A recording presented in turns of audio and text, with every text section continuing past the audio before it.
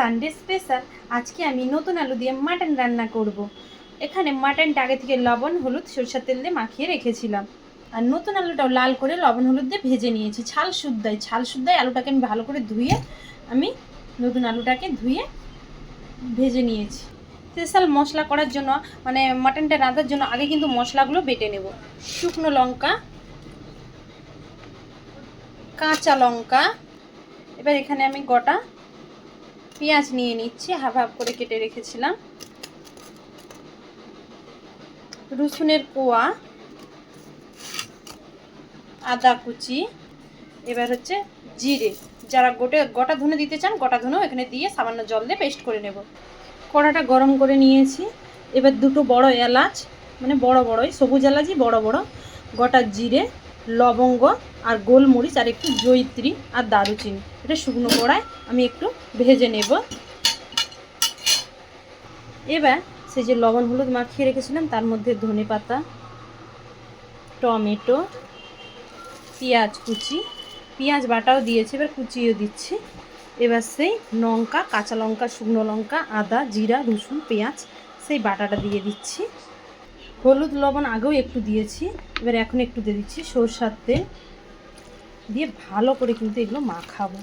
Mutton মশলা মাখিয়ে রাঁধবে কি যে ভালো লাগে। যারা টক দই পছন্দ করেন এখানে আপনারা টক দইও দিতে পারেন। যতটা পারবেন ভালো করে মাখাবেন, মাখানোর কাছেই কিন্তু সব। ভালো করে মাখিয়ে নেবেন। এটা ভালো করে মাখানো হয়েছে, কিছুক্ষণ ঢেকে রেখে দেবো।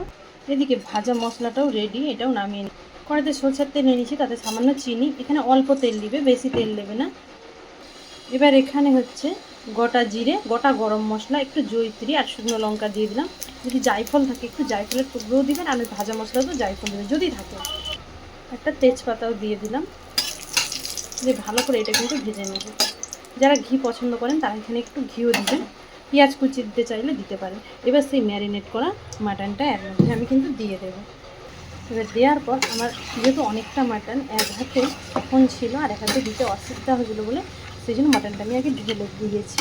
দিয়ে কিন্তু এখন ভালো করে কষাবো। আগে ঢাকা দিবেন, একটু আগে কষিয়ে নেবেন। এইরকম কিন্তু বাটা মশলা দিয়ে মাটনটা খেতে দুর্দান্ত লাগে। আজকে একটু ভাজা মশলা দিচ্ছি, আপনারা চাইলে বেটও দিতে পারেন। কিছুক্ষণ কষিয়ে নিয়েছি, এবার এটাকে ঢাকা দিয়ে কষাবো। এবার এই ভাজা মশলাটা হালকা ঠান্ডা হলে সিলে গুঁড়িয়ে নেব।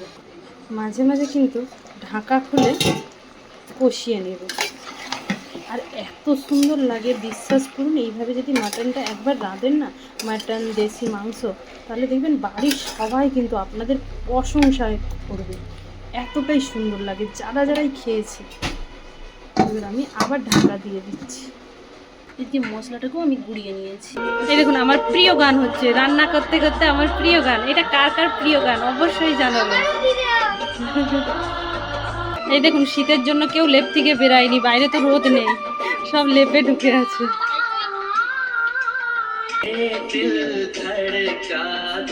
ভীষণ প্রিয় গান, এই গানটা জোরে দিয়েছি। যখন এরকম আগেকার পুরোনো গান ভালো গান দেন না, আমার বিশাল ভালো লাগে। আমি তখন রান্না করি এরকম জোরে গান দিয়ে দেয়। কার কার ভালো লাগে অবশ্যই। ভালো করে কষিয়ে নিচ্ছি,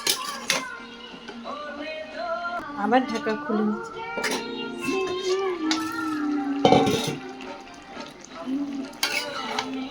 রান্নার সাথে সাথে যদি এরকম ভালো গান হয়, আর ঠান্ডার ওয়েদার, আজকে রোদ বেরায়নি, সানডে স্পেশাল। আর এরকম ঢাকা দিয়ে কষাবে। আজকে মাটনটা আমি ছোটো ছোটো করে কেটেছি যাতে মশলাটা খুব ভালো ঢুকে।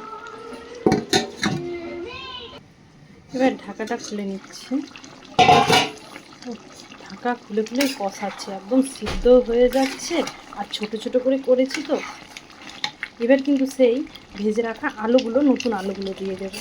আলুগুলো এর সাথে কষা হবে, তাহলে আলুগুলো খেতে ভালো লাগবে। আজকে আমি সানডে স্পেশাল যে মাটনটা করতেছি, একবার বাড়িতে বানাবেন এইভাবে। যারা বানিয়েছেন তারা তো জানেন স্বাদ যে কী ভালো লাগে। বাসন্তী পোলাও, তারপরে রাইস, ফ্রাইড রাইস, যেটার সাথেই খাবেন। এইভাবে বিরিয়ানি রান্না করলে ভীষণ ভালো লাগে। ভালো করে কষাবো। জানেন, আপনাদের একটা জিনিস দেখাতে মনে নেই, ভালো করে ভাজা ভাজা হয়ে কষা হয়ে গেছিলো, তারপরে না আমি গরম জল দিয়ে দিয়েছি, দিয়ে ঢাকা দিয়ে দিয়েছি। আমি সে কষা তুলে খেয়াল নেই। আপনারা ওই ভালো করে ভাজা ভাজা করে কষা হওয়ার পরে কিন্তু গরম জল ব্যবহার করবেন। এবার এটা আমি ঢাকা দিচ্ছি। এই দেখুন ঢাকনাটা খুলে দিয়েছি, পুরো গা মাখা, না বেশি ঝোল আর না বেশি, দুর্দান্ত।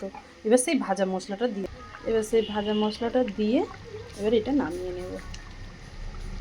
এত সুন্দর একটা গন্ধ বেরিয়েছে না। আর আমার যদি রেসিপি ভালো লেগে থাকে সবাই ভালোবাসা দিবেন, আর আমার ভালোবাসার মানুষরা সবাই ভালো থাকবেন, সুস্থ থাকবেন। আর প্রতিনিয়ত যারা আমাকে এত সুন্দর সুন্দর কমেন্ট করে, এত ভালোবাসা দেয়, আমার তরফ থেকে তাদের অনেক অনেক ভালোবাসা। সবাই যেন সবসময় ভালো থাকে। নমস্কার।